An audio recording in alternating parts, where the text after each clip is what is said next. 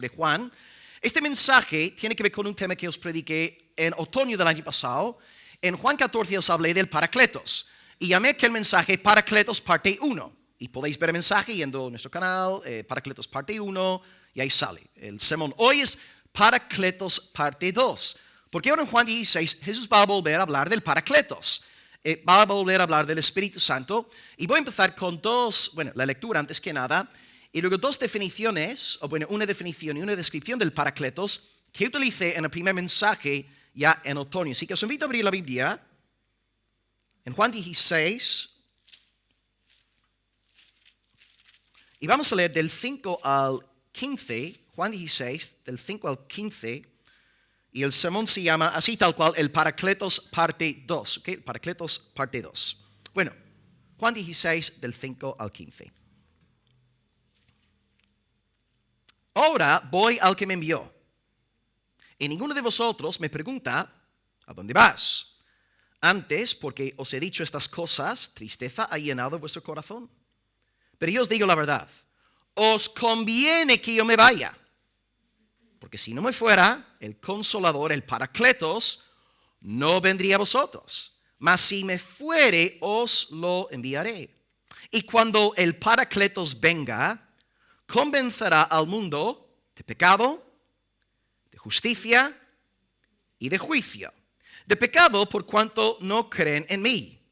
De justicia por cuanto yo voy al Padre y no me veréis más. Y de juicio por cuanto el príncipe de este mundo ha sido ya juzgado. Aún tengo muchas cosas que deciros, pero ahora no las podéis sobrellevar.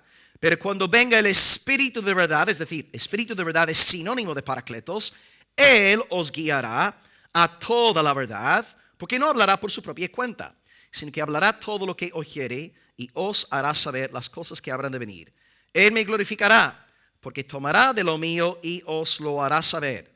Y todo lo que tiene el Padre es mío, por eso dije que tomará de lo mío y os lo hará saber. Bueno, estamos aquí en el discurso pascual de Jesús, Juan 14, Juan 15, Juan 16. El Señor se está despidiendo de los discípulos porque sabe que le queda poco tiempo. Está a punto de morir y luego estará 40 días más antes de ascender al cielo.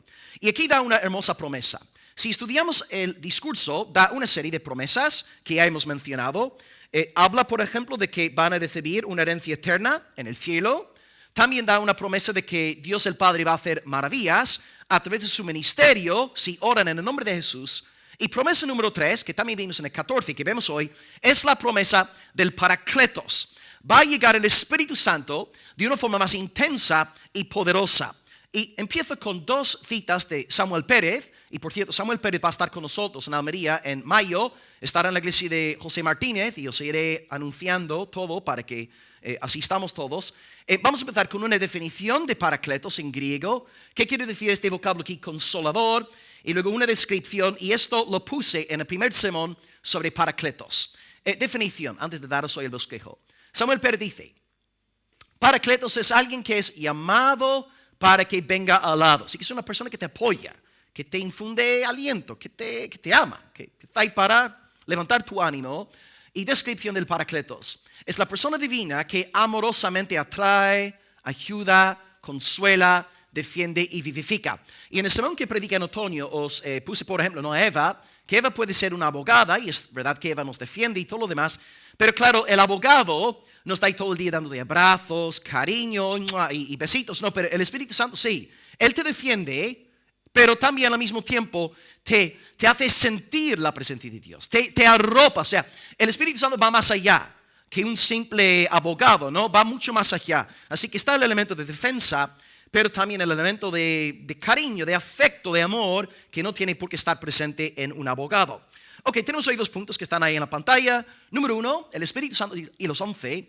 Y voy a saltar versículos 8 y 11 para tratarlos en el segundo punto de mensaje. Así que en primer punto veremos lo que el Espíritu va a hacer en los 11.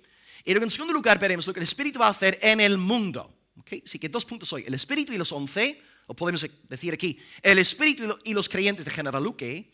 Y número 2, el Espíritu y el mundo. Así que vamos a empezar leyendo versículos 5 al 7, el Espíritu Santo y los 11, y aquí puedes poner tu nombre también, ¿no? El Espíritu Santo y Giovanni, el Espíritu Santo y Raquel, el Espíritu Santo y fulano.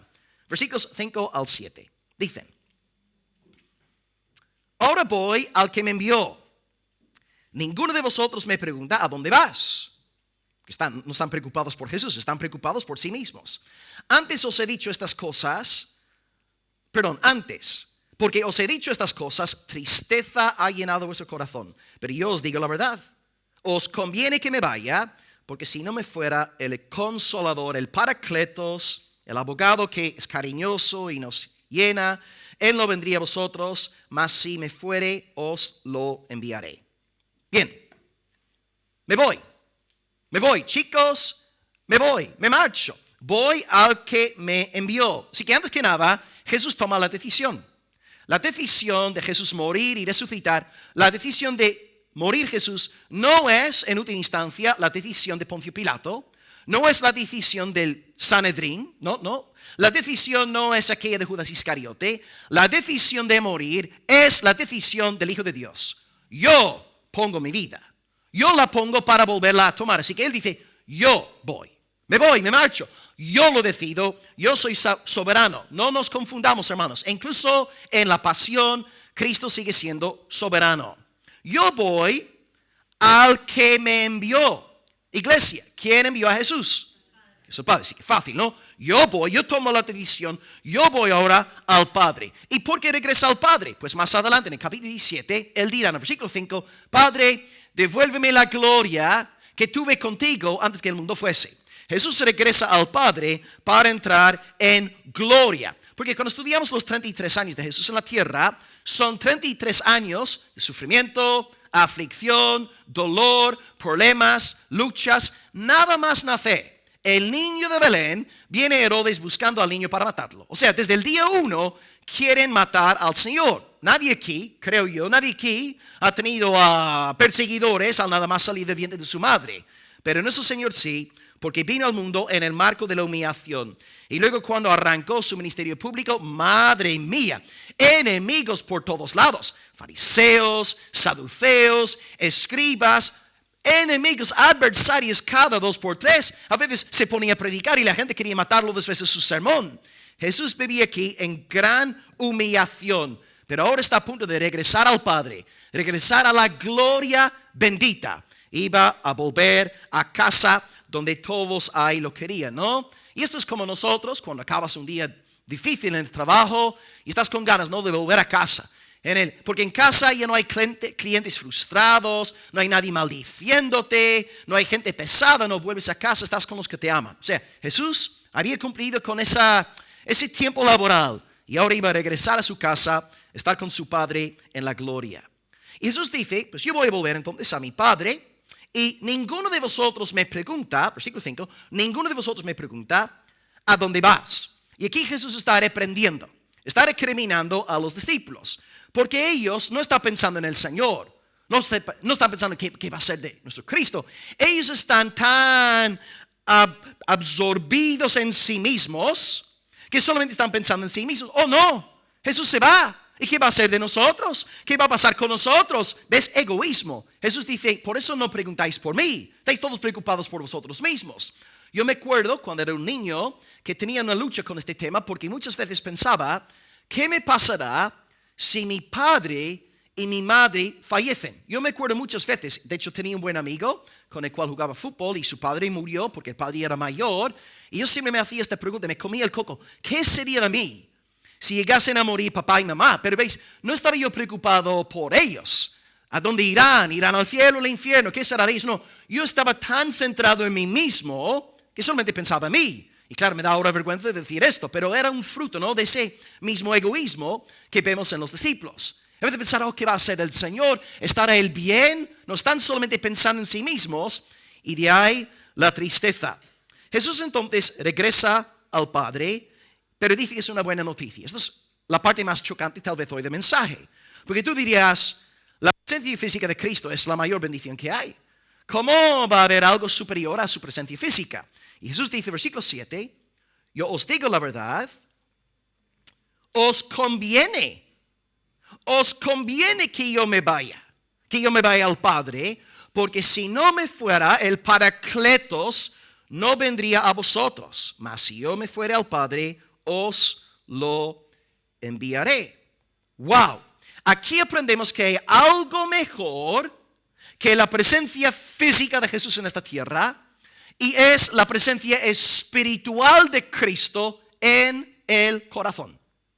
Y tú eres más bienaventurado que todos aquellos fariseos del primer siglo que ahora mismo están en el infierno. Porque todos los fariseos, bueno, no todos ellos, pero muchos de ellos vieron al Señor Jesús, oyeron su voz. Seguramente oyeron su acento, no sé si ahora tenía un acento ahí de Nazaret, de Galilea, pero ellos vieron a Jesús, oyeron a Jesús, físicamente oyeron al Señor. A lo mejor Él un día pasó por ahí, ellos podían oler al Señor, tocar al Señor, ver al Señor, pero están en el infierno. No son salvos por ver a Jesús. La salvación está en el Espíritu de Cristo residiendo, morando en el corazón. Y por tanto, si tú tienes hoy el Espíritu de Cristo en tu corazón, tú eres más bienaventurado que todos los incrédulos del primer siglo que entraron en contacto físico con el Señor Jesús.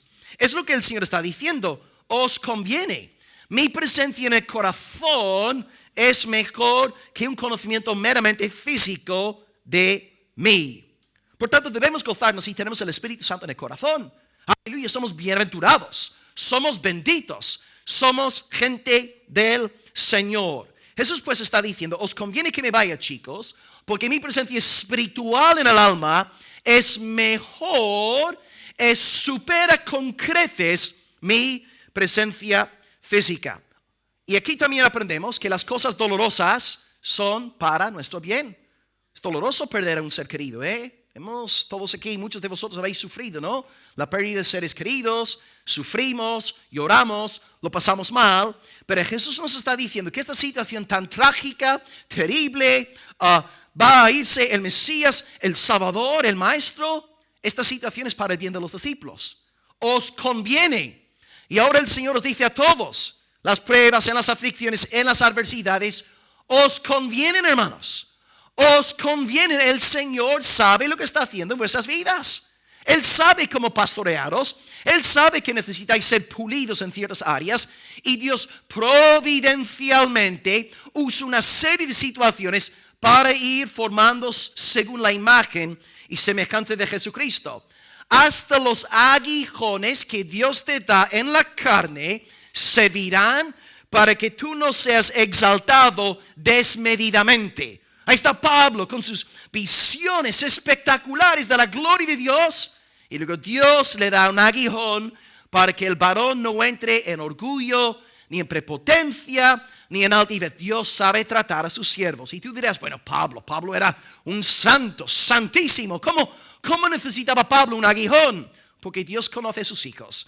Y si Pablo necesitaba un aguijón, pues hermanos, yo necesito 100,000 aguijones. Y tú también necesitas unos cuantos aguijones. Porque fíjate en esta semana, ¿cómo has reaccionado en situaciones difíciles? ¿Cómo le has hablado a tu esposa? ¿Cómo has reaccionado ante el jefe? ¿Ves que sigues reaccionando con mucha mundanalidad? Y por tanto Dios sabe cómo usar aguijones, pruebas, aflicciones. Pero recuerda que todo esto te conviene.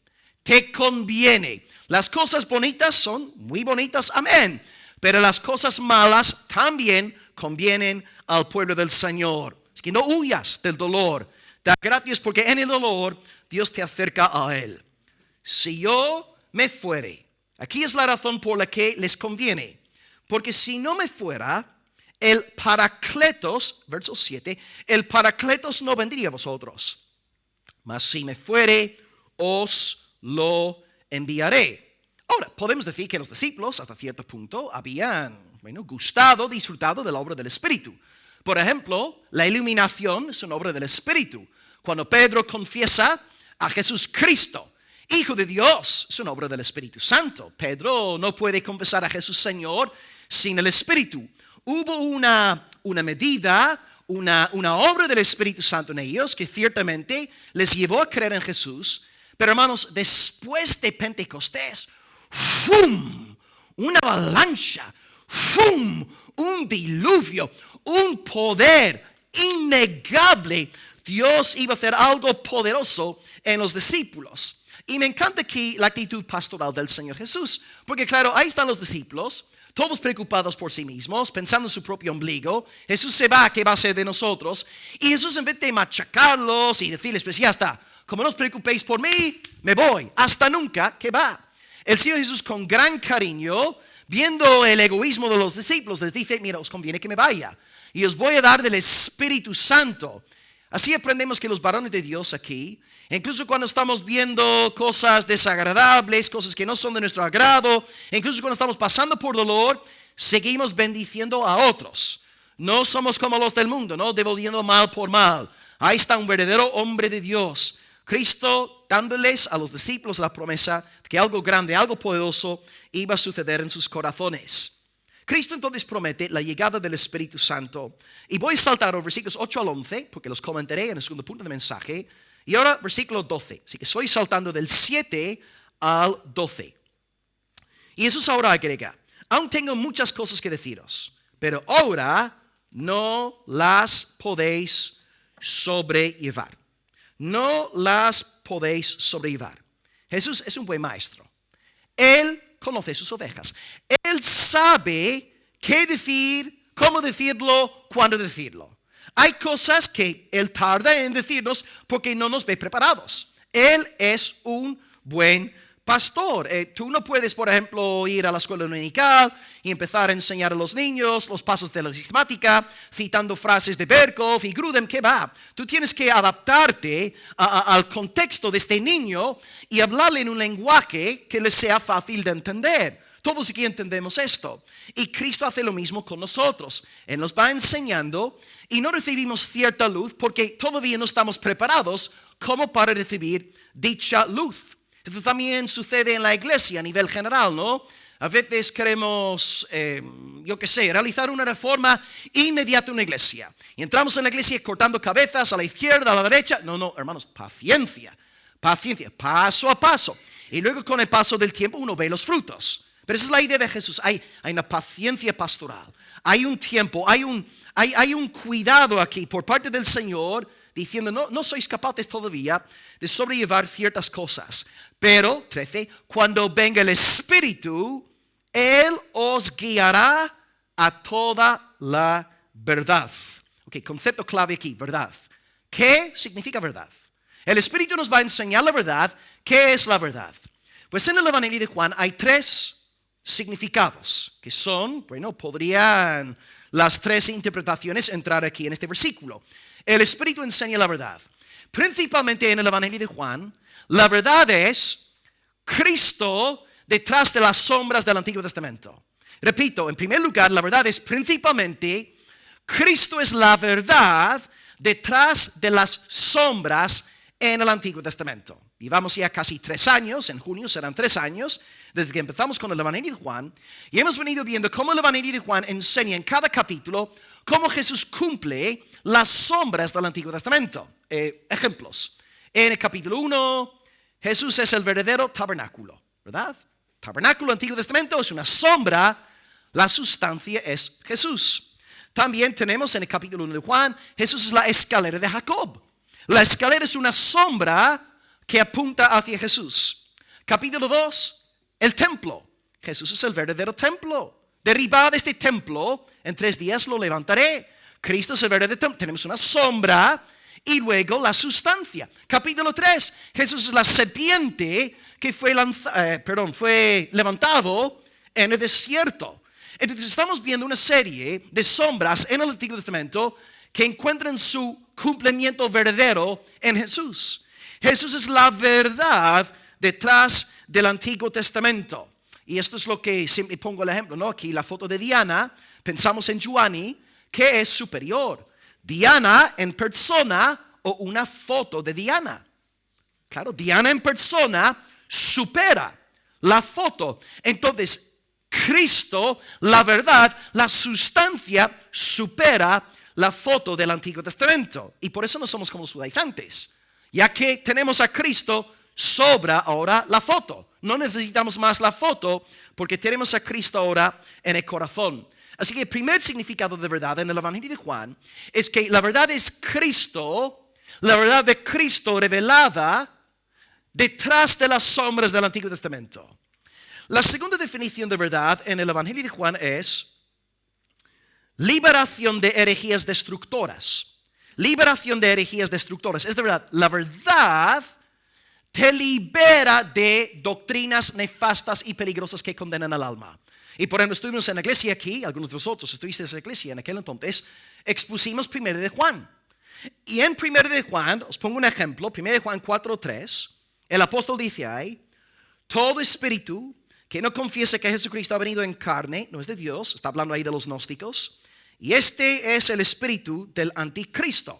¿Veis? Entonces el Espíritu Santo da testimonio del verdadero Cristo, y esta verdad doctrinal te libera de las herejías destructoras. Entonces la gente dice hoy día en la iglesia, ay, no hace falta tanta doctrina. Sí hace falta tanta doctrina, sí hace falta.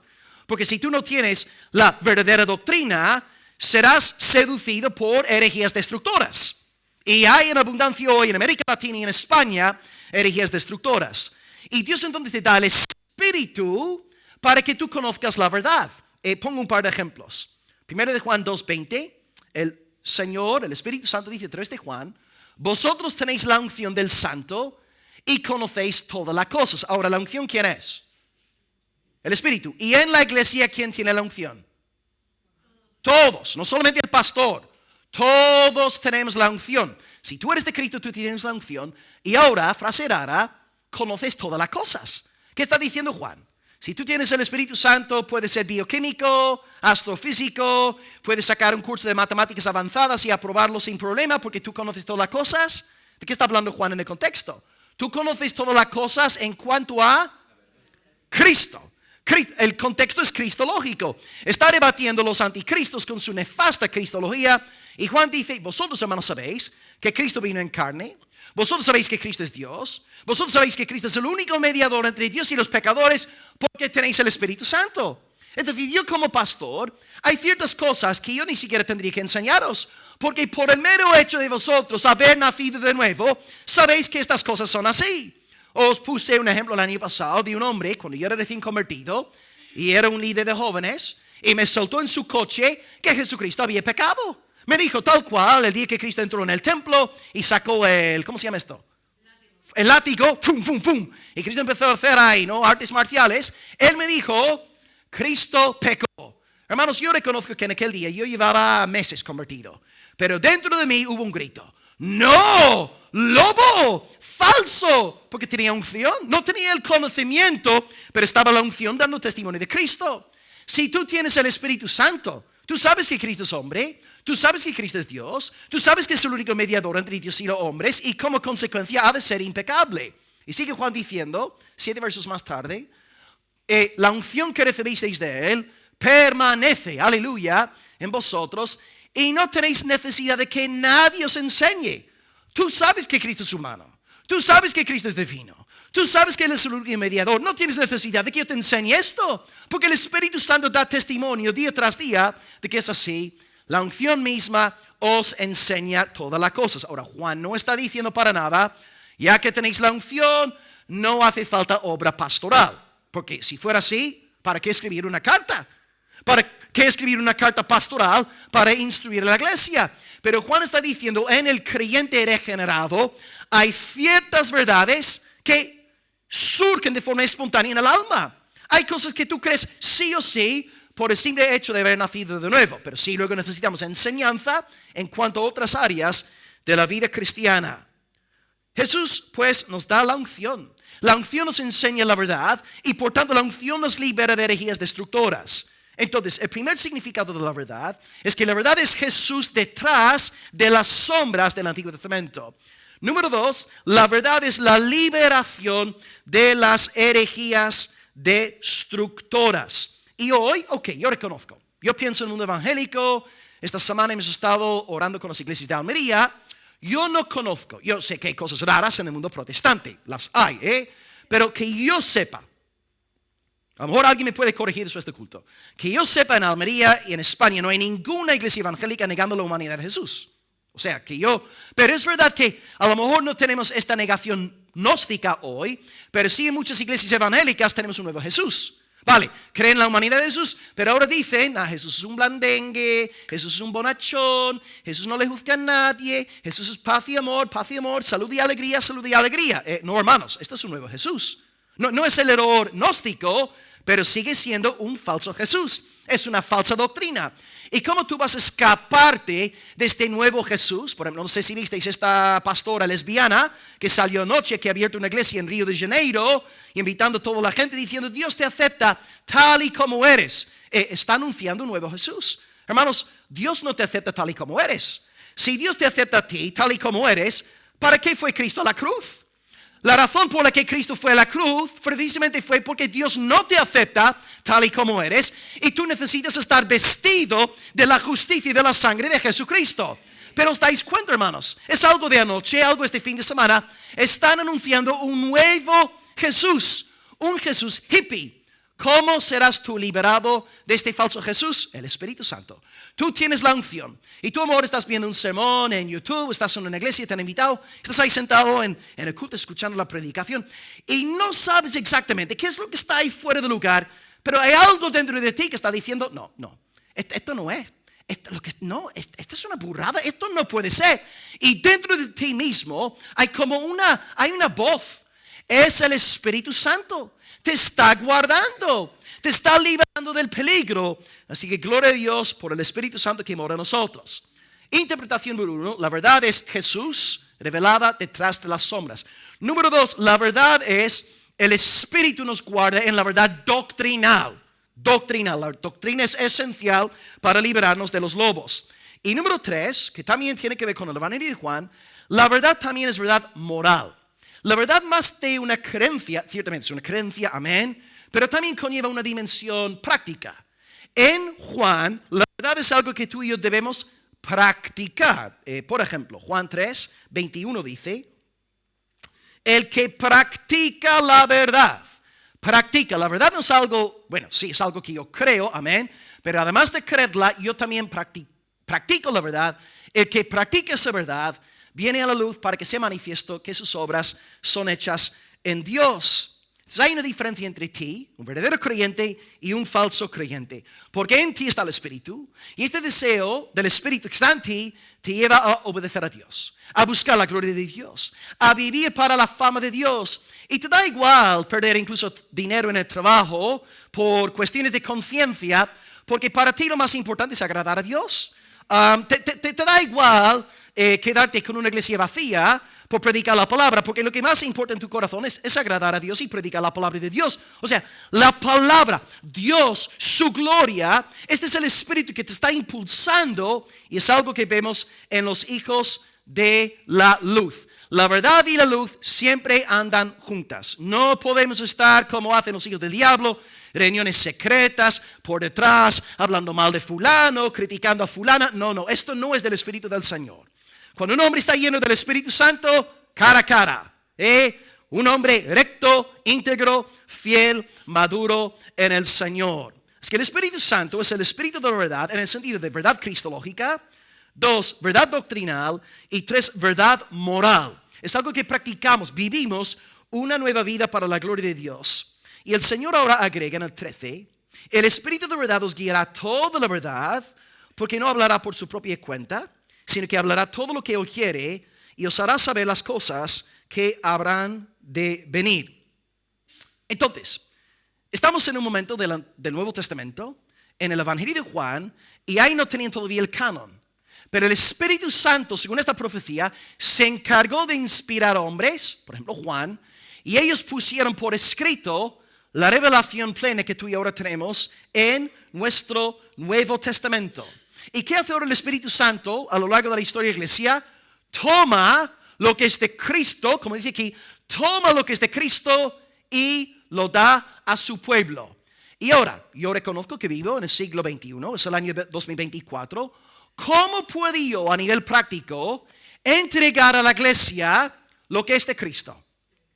¿Predicando qué? La palabra. Dios nos ha dado un libro, porque fijaos en algo. Si yo subiera al púlpito el día domingo y no existiera la Biblia, y yo os digo, hermanos, Jesús es hijo de José y María, ¿cómo sabrías tú que te estoy mintiendo? ¿Cómo sabrías que te estoy mintiendo? No tendrías forma ninguna de debatirme. Pero ya que el Espíritu Santo te ha dado un libro, tú puedes leer el libro de Mateo, el libro de Lucas y ver que Jesús fue concebido no por José, sino por el Espíritu. Y por tanto, dices, Pastor Will, eres un hereje. Fuera del púlpito, fuera, ¿no? O sea, Dios te ha dado un libro, Dios envió el Espíritu Santo para revelar aquellas cosas que habían de venir.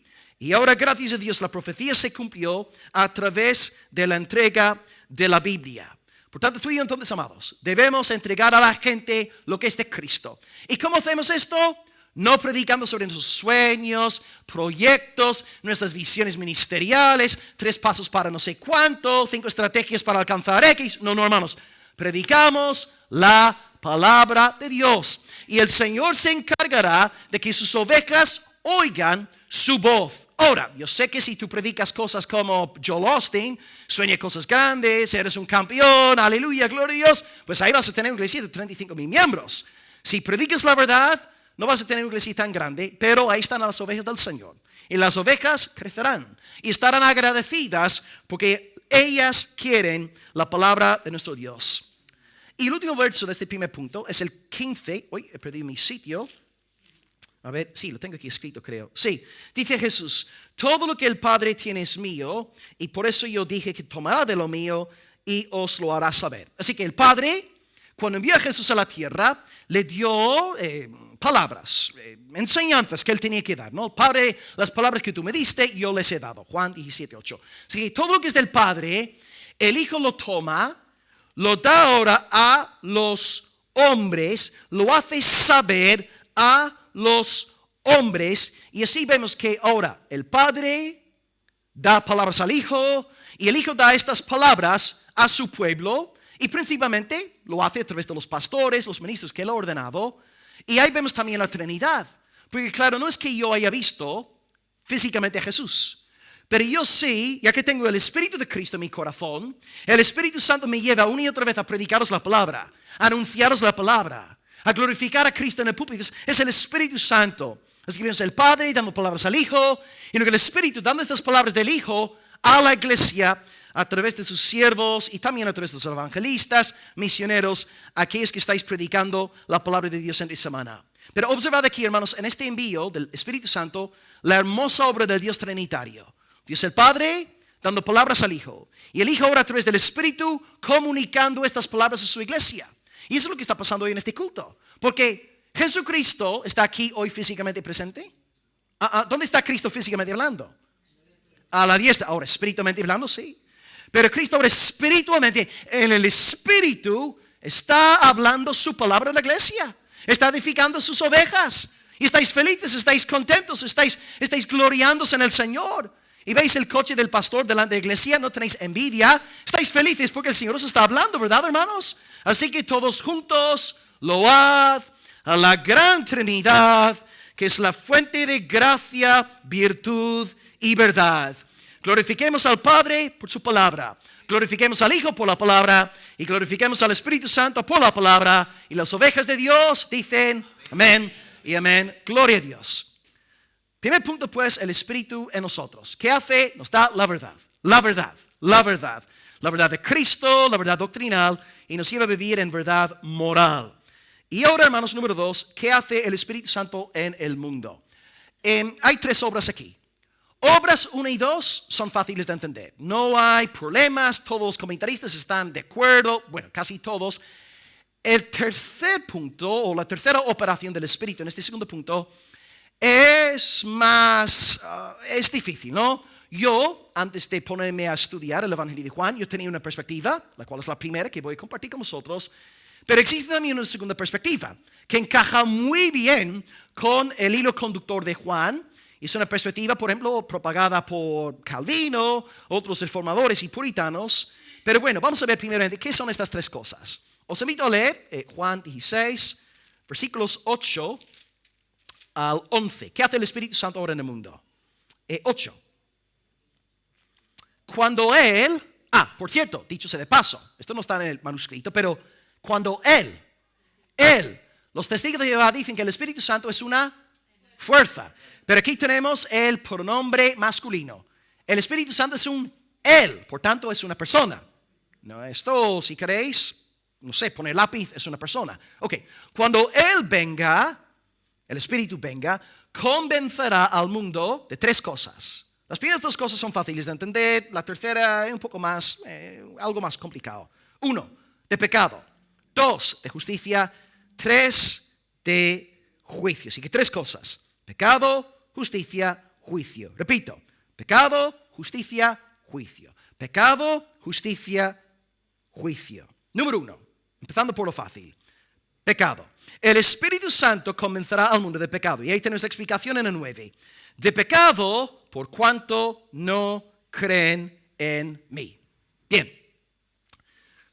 La primera obra del Espíritu Santo en una persona incrédula es convencer a esta persona de su pecado. De su pecado de incredulidad en el Señor Jesús. De no haberse rendido ante el santo señorío del Hijo de Dios, el Rey de la Gloria. Viene el Espíritu Santo al incrédulo diciéndole, por tu falta de fe, la ira de Dios reposa sobre ti. El incrédulo empieza a inquietarse, porque hasta aquel momento estaba viviendo en relativa paz, a lo mejor su conciencia le molestaba de vez en cuando, pero cuando el Espíritu llega, a través de la predicación del Evangelio, ¡fum!, se desata algo ahí en el incrédulo. Y ahora de repente se siente sucio.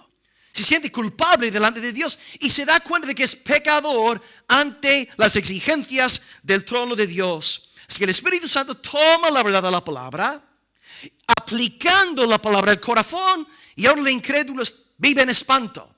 Y se da cuenta durante un tiempecito de que está en pecado, que es un rebelde. Y bien me acuerdo de mi noche de conversión. Os puedo decir que fue la primera noche en mi vida que entendí que no era una buena persona. Toda mi vida yo pensaba que era bueno, no era tan malo como fulano. Yo me veía mismo como básicamente un buen chico. Y luego llega el Espíritu Santo por medio de la predicación del Evangelio esa noche, cuando tenía 17 años, primer fin de semana de diciembre de 2002, yo me veo desnudo delante de Dios. Yo soy malo. Yo soy malo. No me convenció el pastor. No me convenció Ramón, me convenció el Espíritu Santo de Dios. Y aquí debemos aprender a descansar, porque a veces los pastores se desaniman. No, predico, anuncia a Cristo, llama a la gente al arrepentimiento, denuncia el pecado, al infierno, y la gente no se arrepiente. Pues hermanos, el predicador te habla al oído, pero el Espíritu Santo te predica al corazón. Y tú y yo no podemos hacer la obra del Espíritu Santo. Nuestra labor es ser fiel. Ser fieles a lo que Dios exige de nosotros. Él nos llama a predicar, a anunciar la palabra de Dios, y luego los efectos están en las manos del Señor. Nuestra responsabilidad es anunciar, y Dios se encargará de convencer. Tú no puedes. Tú puedes usar palabras, tú puedes usar razonamientos, pero tú definitivamente no le puedes convertir el corazón de nadie. Y en esa misma noche yo me sentí como el hombre más pecador del mundo. Yo, Will Graham, soy el primero de los pecadores. Aquí estoy yo solamente pensando en mis estudios, en mi carrera, en mi futuro. Ni siquiera pienso en cómo glorificar a Dios, y ahora me veo tal y como estoy. El Espíritu Santo me sacudió, me convenció de mi gran pecado, de no vivir para la gloria del Señor Jesús. Así que el Espíritu Santo viene y Él convence a la gente de su pecado. Les enseña que son pecadores. Y ahora la segunda obra, que está ligada a la primera. Él convence de pecado, y ahora número 2, Él convence de justicia. Y ahora la explicación está en el versículo 10. De justicia, por cuanto voy al Padre y no me veréis más. Así que Jesús dice, el mundo sabrá que yo soy la justicia de Dios por cuanto voy al Padre. ¿Qué significa eso? Pues hermanos, tú y yo sabemos que Jesucristo es quien dice ser por una serie de sucesos históricos que acontecieron, y si estos acontecimientos no se hubiesen dado, hoy estaríamos aquí perdiendo el tiempo. ¿Qué cosas pasaron históricamente hablando para que tú y yo supiéramos a ciencia cierta que Jesús es el amado del cielo? La resurrección seguida por la ascensión, y después de ascender la sesión, y ahí envía el Espíritu Santo. 3 actos históricos. 1, resurrección. 2, ascensión. Y 3, sucesión. Y desde la sesión envía el Espíritu Santo. Jesucristo pues está diciendo, después del Espíritu Santo convencernos de nuestro pecado, que somos pecadores, malos, corruptos, y el Espíritu sigue haciendo esta la labor en los suyos entre semana. Todos aquí luchamos con el pecado. ¿Por qué? Porque el Espíritu Santo está todavía en nosotros trabajando, y es lo más bonito del mundo cuando tú te sientes sucio y vil e indigno, porque el Espíritu te está enseñando constantemente que Cristo y su sangre solamente pueden salvarte. Y ahora, tú puedes saber que Cristo es la justicia de Dios por cuanto Él fue al Padre. Y esta obra está ligada a la primera. Porque ¿qué necesita una persona pecadora? ¿Qué necesitas si tú te sientes pecador? Tú necesitas justicia. Porque vamos a ver, ¿qué quiere una persona que tiene hambre? Comida. ¿Qué quiere una persona que tiene sed? ¿Qué quiere una persona que se ve totalmente deshecha y culpable y corrupta a la luz de la santidad de Dios? Esta persona necesita justicia. Necesita justicia, y por tanto Jesús dice, el Espíritu Santo no solamente te va a enseñar tu pecado, te va a dar testimonio también de que la única justicia que sirve delante del Todopoderoso es la mía. Y mi justicia sirve delante de Dios porque yo volveré al Padre. Él me resucitará, yo ascenderé y me sentaré a su diestra. Ahí está la prueba de que Jesucristo es la justicia, la salvación de Dios para nosotros. Así que cuando Dios el Padre resucita a su Hijo, está diciéndonos, he aquí mi Hijo amado, en el cual tengo contentamiento. Cuando Cristo asciende al cielo, Dios el Padre está gritando a los cuatro vientos, este es mi Hijo amado, en el cual tengo placencia. Y cuando Cristo se sentó a la diestra de la majestad en las alturas, Dios estaba proclamando a todo el cielo y a todo el universo, este es mi Hijo amado, en quien yo tengo felicidad. A Él oíd, a Él glorificad. Jesucristo te dice pues, el Espíritu te revela que yo soy la única justicia salvadora. Por tanto, el Espíritu te convence de pecado, pero el Espíritu Santo no es Satanás. El espíritu satánico que hace, te enseña tu pecado para matarte y aplastarte y destruirte. Como aquellas personas que están en las iglesias que son serpientes y lobos, matando a las reputaciones de sus hermanos. No, hermanos, cuando el Espíritu Santo viene hablando de tu pecado, es con un fin benévolo, para llevarte a la sangre de Cristo, para pedirle perdón, para restaurarte. El Espíritu Santo, aleluya, no es el diablo. Él busca tu bien. Por tanto, entre semana, ¿te sientes convencido de pecado? Da gracias a Dios. Dios no te ha soltado. Su Espíritu sigue obrando en ti. Y Dios, el Espíritu, te convence de pecado para decirte, báñate en el río carmesí que fluye del Calvario.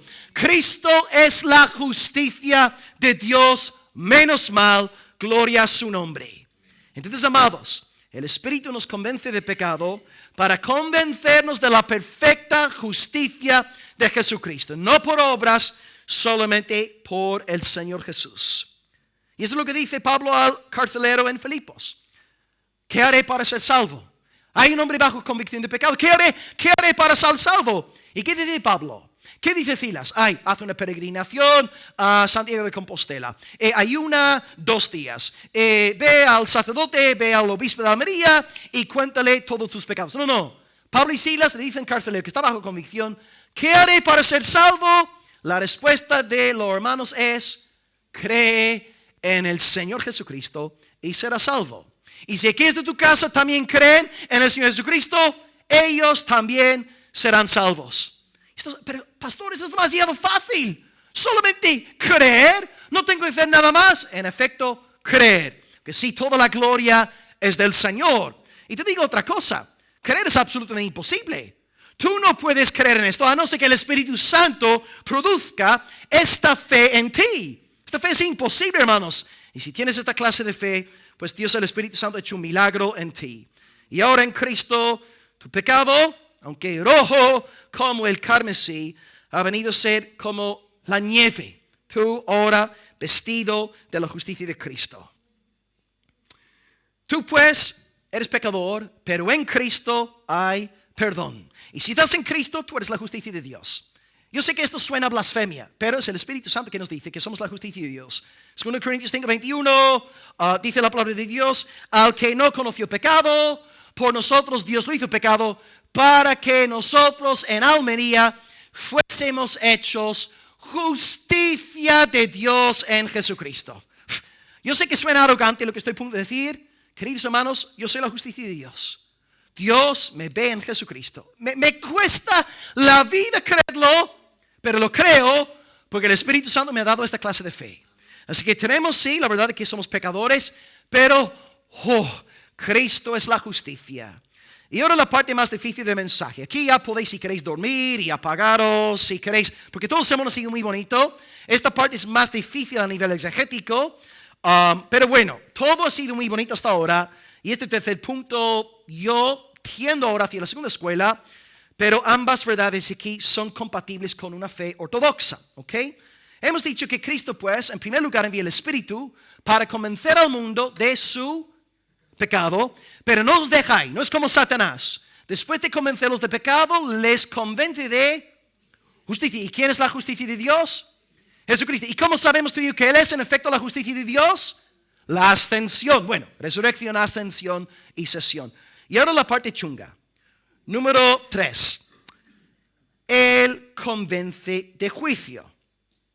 Yo llevo 20 años en la fe, ¿verdad? Más de 20 años. 21 años ahora en la fe, más de 21 años. Siempre antes de ponerme a estudiar, y de ahí la belleza de la predicación expositiva, ¿verdad? Secuencial, porque tienes que ver todo el consejo de Dios. Y lo que uno puede hacer el día domingo es predicaros siempre de mis temas favoritos. Hoy voy a hablar de la santidad de Dios, semana que viene avivamiento, semana que viene cómo ofrendar. ¿Entendéis? Yo puedo estar aquí años predicando sobre temas que yo tenga en el corazón. Pero la predicación expositiva y secuencial te lleva a pelear con muchas verdades que a veces te incomodan y otras cosas que no tienes ni idea cómo interpretarlas.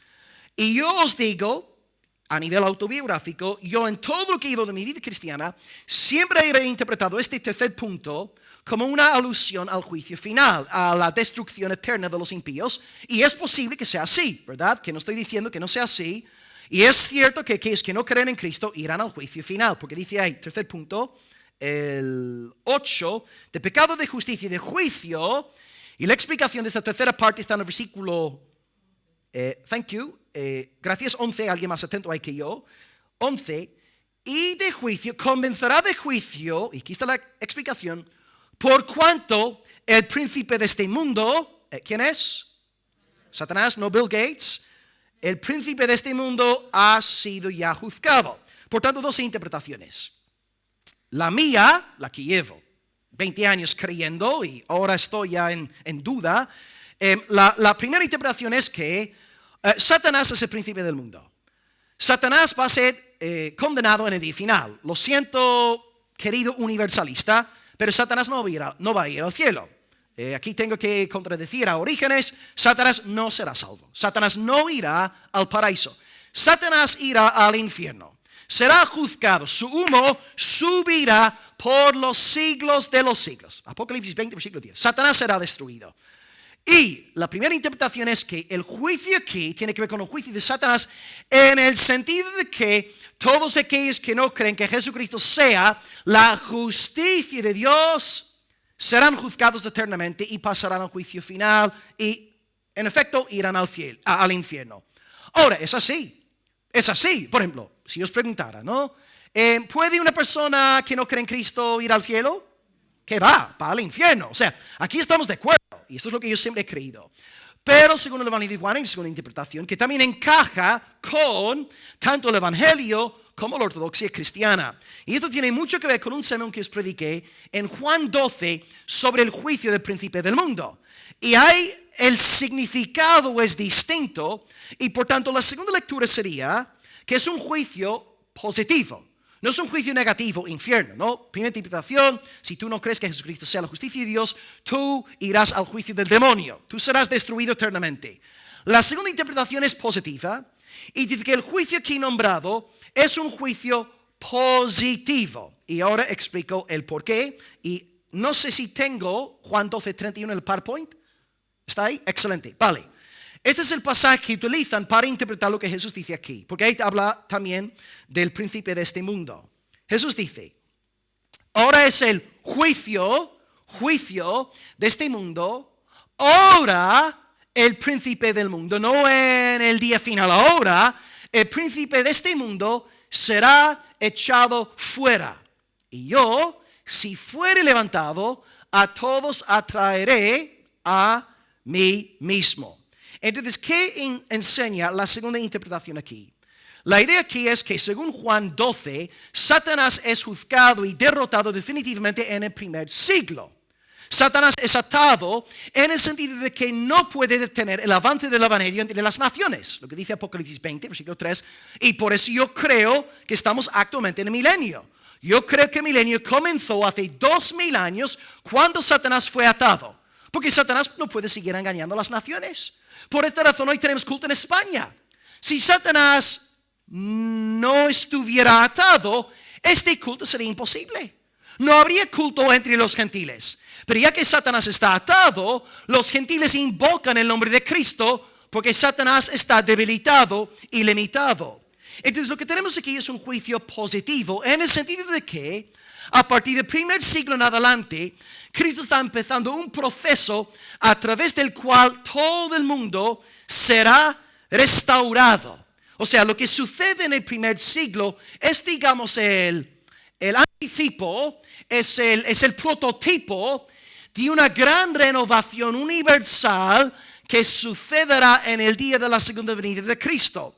Por tanto, cito aquí las palabras de Juan Calvino, que dice lo siguiente, está comentando este mismo versículo, y dice ahí Calvino, habiendo sido encendida la luz del Evangelio, el Espíritu Santo manifiesta que el mundo ha sido puesto en un estado de buen orden por la victoria de Cristo, por la cual derrocó la autoridad de Satanás en su cruz, en su resurrección, ascensión, etc., como si hubiera dicho que esta es una verdadera restauración, por la cual todas las cosas son reformadas, cuando solo Cristo posee el reino, habiendo subyugado y triunfado sobre Satanás. Por tanto, palabras sencillas. La idea de camino aquí, según Juan 12 y Juan 16, es que el Espíritu Santo ahora está operando en el mundo, dando conocimiento al mundo de que el reino es de Él, la victoria es de Él y que Él va a regresar en gran gloria. Así que el mensaje no es que el pecador irá al infierno, es verdad, el pecador irá al infierno. El mensaje más bien es que el Espíritu viene para convencernos de que en el día final toda lengua confesará que Jesucristo es el Señor, toda rodilla se doblará delante de Él y este universo será del Cordero por los siglos de los siglos. Entonces, esta lectura resulta bastante atractiva, ya que encaja muy bien con Juan capítulo 12. Y si tú me preguntaras, bueno, pastor, después de haber estudiado todo este tema, ¿te vas a mojar? ¿Vas a aceptar la primera? La segunda, diría que tiendo hacia la segunda, porque cobra más sentido a la luz de Juan capítulo 12. Y al fin y al cabo, no estamos negando para nada que los pecadores vayan al infierno. Es así. No hay nadie fuera de Cristo que vaya a ser salvo. Pero creo que según Juan 12, el juicio del príncipe del mundo es la derrota de Satanás, la victoria de Cristo. Creo que lo que el Señor aquí está diciendo es que el Espíritu viene para convencernos de que en el día final Cristo será rey sobre todo. Todo será de Él. Y aunque el incrédulo ahora no quisiera arrodillarse delante de Cristo, en el día final lo hará. O voluntariamente o en contra de su voluntad, Él se verá obligado a confesar que el Cordero es Rey de gloria, sacerdote de Dios y profeta del Altísimo. Pero más allá, hermanos, de nuestra interpretación de este texto, os digo dos cosas para acabar. Número uno, todos vosotros que estáis aquí en esta mañana, que no estáis en Cristo, me podéis caer muy bien, sois seguramente simpáticos, a lo mejor espero caeros bien también, pero la cruda realidad y con todo el amor de mi corazón, si tú sales de este mundo sin fe en Jesucristo, tú vas al infierno. Tú vas a sufrir por los siglos de los siglos. Tu juicio será el juicio de Satanás. Así de sencillo. Y no puedo ahora vender la verdad o intentar decir algo bonito para quedarme bien contigo. Lo siento, yo no puedo pecar así contra mi amo. Tú vas en rumbo al infierno. Tú vas a la condenación eterna. Pero te lo digo, o mejor dicho, el Espíritu Santo te lo está diciendo, no como Satanás, sino para llevarte a la salvación. Y te recuerdo hoy, incrédulo, que Jesucristo es tu justicia. Si tú crees en Él, Él será tu salvación. Él será como el vestido de José, la túnica de muchos colores. Y te presentarás delante de Dios con la túnica de Cristo. Y Dios te mirará y dirá, entra en el gozo de tu Señor, buen siervo y fiel. Entrarás en el cielo solamente por Jesucristo. Fuera de Él, solamente te espera fuego, azufre, destrucción eterna. Primera verdad, si no estás en Cristo, vas al infierno. Las cosas como son. No podemos aquí suavizar la verdad. Pero también, número 2, algo más bonito. Digo a todos, no solamente a los incrédulos, a todos en esta mañana. Ya que Jesucristo nos enseñó su gran poder sobre Satanás en el primer siglo. Ya que nos exhibió durante un periodo corto de tiempo lo poderoso, lo fuerte, lo grandioso que era, hermanos, todo aquello tenía un fin. Enseñarnos de que en el día final vendrá nuestro león. Queridos hermanos, cuando todos aquellos soldados se acercaron al Señor, Juan capítulo 19, para arrestarlo, todo lo que Jesús tuvo que hacer para aplastarlos fue: yo soy. ¡Pum! Todos por el suelo. Hermanos, ¿os imagináis el poder que hay en nuestro Señor Jesús? Hermanos, en la cruz del Calvario, la palabra de Dios nos dice que después de 3 horas de asfixia, sin poder apenas respirar, dice la palabra de Dios, que pegó una gran voz. ¡Uah! Y dice la palabra que tal era el impacto de este grito, que un centurión romano, que no era ninguna mariposa, un soldado dice, verdaderamente este hombre era hijo de Dios. Porque Dios permitió que Cristo soltara este grito de león en el momento de su muerte, para enseñarnos que Cristo no había perdido nada de su poder regio. Él seguía siendo el Todopoderoso en la cruz. Y Él solamente murió porque quiso morir. Fue su voluntad, su beneplácito. Hermanos, hay poder en Cristo. Hay poder sin igual poder. Vienen los soldados fulminados por un yo soy. En la cruz grita como gran león. Y luego vemos que Satanás no pudo con él. Con una palabra echó fuera los espíritus. Hermanos, Jesucristo en una ocasión 5,000 demonios. 5,000 en un hombre. Y Cristo, un solo hombre, tiene más poder que 5,000 demonios. ¿Por qué? Porque este hombre no es cualquier hombre. He aquí el Hijo Todopoderoso de Dios. Y este Hijo que venció en el primer siglo, alabado sea Dios, vencerá en el día final. Nuestro rey Aslán vuelve, regresa el león de Judá. Y lo que tú y yo vimos en el primer siglo, la derrota definitiva de Satanás, es solamente el comienzo de una gran celebración universal de la gloria del Cordero sobre todos sus adversarios. Por tanto, al Cordero sea la gloria, el honor, la alabanza, las riquezas, la sabiduría, la acción de gracias por los siglos de los siglos. La victoria fue del Cordero. La victoria es del Cordero. Y la victoria siempre será del Cordero de Dios. Y el pueblo redimido por la sangre de aquel Cordero dice amén y amén. Y hoy su buen espíritu nos convence a todos de que Él es Rey, Él es Señor, Él es inigualable. Y que todo el mundo abandonara la causa cristiana. Nosotros, con fe en Él, seguiremos adelante. Porque Espíritu día tras día nos dice, Cristo es lo más valioso que hay. Él es sublime, Él es excelso, Él es glorioso. Aleluya, al deseado de las naciones. Pues hoy hemos visto 2 puntos en esta predicación. En primer lugar, el Espíritu Santo en los 11, Él da testimonio de la verdad. Verdad cristológica. Cristo es la verdad detrás de las sombras. Verdad doctrinal que nos libera de las herejías destructoras. Y verdad moral que nos lleva a vivir de una forma novedosa, renovada en el Espíritu. Y número 2, acabamos considerando la obra del Espíritu Santo ahora en el mundo. 3 cosas, 2 fáciles, la última complicada. Número 1, Él convence al mundo del pecado. Tú no puedes convencerle a nadie. Tú predicas la palabra, oras que Dios bendiga esta palabra y el Espíritu es el que obra en el corazón. El Espíritu te desnuda delante del Señor.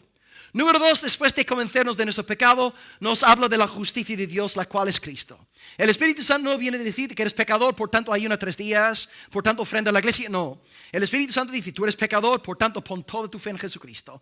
Él es la justicia de Dios. Si crees en Él, serás salvado. Y número 3, la parte que ha sido un poco complicada a nivel exegética, juicio. El Espíritu Santo nos convence de juicio. Puede ser que en primer lugar esté hablando del juicio final para los que no abrazan la justicia de Jesús. Irán al infierno, a la destrucción eterna, tanto niños como adolescentes como adultos, todos los que no son de Cristo al infierno. O número 2, podría estar hablando aquí del gran juicio en el sentido de que Satanás fue definitivamente juzgado en el primer siglo. Ahora ha comenzado la restauración de todas las cosas con el universo aceptando al Cristo. Y en el día final Él será reconocido como Señor sobre todo. Ahora, independientemente de esta última parte, la tercera cláusula que hemos estudiado hoy, los impíos irán al infierno, Cristo será glorificado. Por tanto, si no somos del Señor, oremos ahora. Ahora es el momento de orar. Señor, ten misericordia de mí. Como me pasó aquella noche en Irlanda. Señor, me has enseñado que soy malo. Señor, sálvame. Sálvame. El Señor me enseñó a pedirle por su salvación. Y número 2, si ya sois de la fe, pues a gozaros. Porque este buen pastor que está en ti, el Espíritu Santo, te va a guiar hasta el día final. Y en aquel día tú vas a ver la gloria de tu Hijo, del Hijo de Dios Jesucristo. Y no solamente lo creerás por la fe, sino que lo vas a ver. Porque bien está escrito a través de Job, aunque deshecha está mi piel, yo sé que en mi carne he de ver a Dios. Hoy yo te predico acerca de la victoria de Cristo y crees lo que te estoy diciendo por la fe, pero no lo estás viendo. Pero un día se está acercando en el cual la vas a ver. Tú vas a ver la victoria, el triunfo de tu gran Salvador y Señor Jesucristo. Oh, Maranatha, ven pronto, Señor Jesús. Y el Espíritu y la novia dicen, ven. Oremos al Señor en esta mañana. Aleluya, Señor. Amén. Amén. Padre, es algo muy bonito entender que hemos predicado un sermón sobre el Espíritu Santo, experimentando al mismo tiempo su obra en este culto mientras hemos estado predicando acerca de Él. Porque en la administración de esta predicación esta mañana, sí, es verdad, he estado hablando del Espíritu, pero al mismo tiempo, simultáneamente, Él ha estado moviéndose en los corazones, fluyendo, trayendo luz, iluminación, bendición, fortaleza, sabiduría, discernimiento. Gracias, amado Padre, porque no estamos predicando acerca de una persona ajena a nosotros, sino de una persona que nos está pastoreando amorosamente todos los días, el Paracletos. Gracias, Padre, porque en tu gran sabiduría no decidiste salvarnos para luego abandonarnos a nuestras propias facultades y a nuestras propias capacidades. Porque no hay nadie aquí que sería salvo si la salvación dependiese de sus facultades, de sus capacidades, Señor. Bien hemos aprendido en Juan 15 que separados de tu Hijo, nada, absolutamente nada podemos hacer. Por tanto, tú te encargas no solamente de salvarnos, sino de darnos de tu Espíritu, aquel sello que nos guardará como arras hasta el día de la redención final.